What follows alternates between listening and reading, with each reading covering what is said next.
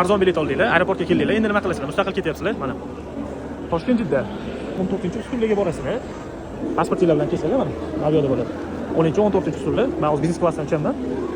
Shu navbatda turasizlar, bagajinglarni topshirasizlar, biletinglarni olasiz. Ehrom o'rashyapti. Tahoratxonasi ham bor va ehrom o'rashga masjid bor.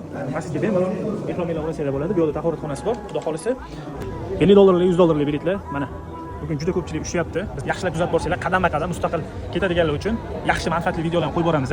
Toshkent aeroportdan uchamiz. Keyingi jarayon qanaqa bo'ladi? Taksi bilan qanaqa yetib olinadi? Madinada qanaqa joylar bor? Qanaqa mehmonxona topsa bo'ladi? Ravzaga qandoq kiriladi? Baqiy qabristoni va hamma manfaatli videolarni qo'yib boramiz. Videolarni yaqinlarga yuborib kuzatishda davom etinglar. Inshaalloh manfaatli bo'ladi. Biletni oldik. Inshaalloh Toshkent Jidda uchamiz.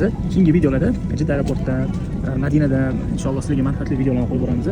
Kuzatishda davom etinglar. Charchamaydi. Aeroportga kirib keldim. Biletni oldim.